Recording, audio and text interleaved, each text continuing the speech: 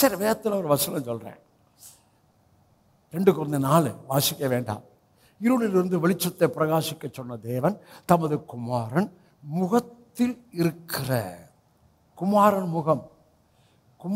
முகத்தில் என்ன இருந்துச்சா? பிதாவுடைய மகிமையின் அறிவாகிய ஒளி இருந்ததா. அப்ப குமாரன் முகத்தை சபைக்கு காமிக்க காமிக்க காமிக்க உங்க முகமும் அவர் முகம் போல மாறுகிறது. அதாவது முகம் என்றால் அந்த கேரக்டர், சாயல். இயேசு சொன்னார், என்னை கண்டவன் பிதாவை கண்டான். இன்னும் எபிரேயர் 1ஆம் அதிகாரத்தில் இவர் குமாரனாகி இவர் அவருடைய மகிமையின் பிரகாசம், தன்மையின் சொரூபம். அப்போ உள்ள இந்த வேலை இங்க கொடுக்கிற போதனையில எந்த அளவு புரிஞ்சுக்கிறீங்களோ அந்த அளவு உள்ள நடக்கிறது மாத்திரமல்ல, வெளியே உள்ள மக்களுக்கு நீங்கள் இயேசுவாய் வெளிப்படுகிறீர்கள். வெளியே இருக்கிற மக்களுக்கு நீங்கள் இயேசுவை வெளிப்படுத்துகிறீர்கள். இதை புரியாதவங்க அவங்க அந்த இடத்துக்கே வரல. ரிலிஜன், மதம், டெவில். ரிலிஜன் என்றால், மதம் என்றால் பேக் டு பாண்டேஜ், அதாவது கட்டப்படுதலுக்கு திரும்புதல். ஆனால்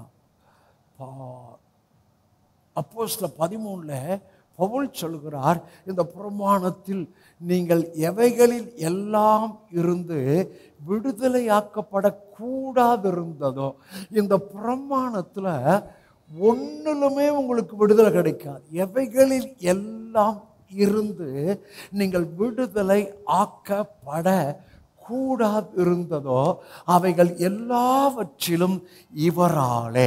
இவராலே என்றால் அங்கே யாரை சொல்லுகிறார்? அங்கே மேலே எதை சொல்லுகிறார்? உயிர்த்தெழுதலை சொல்லுகிறார். உயிர்த்தெழுந்த இவராலே நீங்கள் எல்லாவற்றிலும் விடுதலை ஆகுகிறீர்கள். ஆமென். அப்ப நான் என்ன சொல்றேன்?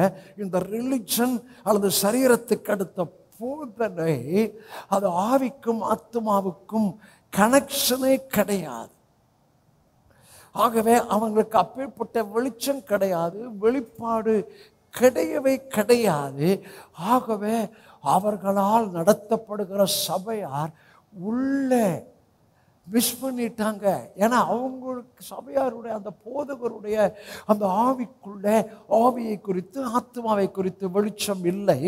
ஆகவே சபை மக்களும் அப்படியாகவே இருக்கிறார்கள். ஆனால் அங்கே பாருங்க, மறுபடியும் அங்கே வந்துடுறேன். 2 கொரிந்தியர் 4 இருளிலிருந்து வெளிச்சத்தை பிரகாசிக்க சொன்ன தேவன் தமது குமாரன் முகத்தில் இருக்கிற மகிமையின் அறிவாகிய ஒளியை தோன்ற பண்ணும் பொருட்டாக எங்கள் இருதயத்தில் பிரகாசித்தார். அப்போ உள்ள என்னன்னு கேட்பேன், பிரகாசம்னு சொல்லணும். உள்ள என்ன? பிரகாசம். உள்ள என்னன்னு சொல்லுவேன், ஆச்சரியமான ஒளின்னு சொல்லணும். உள்ள என்ன? ஆச்சரியமான ஒளி. உள்ள என்னான்னு கேட்பேன், ஜீவ ஒளின்னு சொல்லணும். உள்ள என்னான்னு கேட்பேன், நீங்க என்ன ஒளி? ஜீவ ஒளி. உள்ள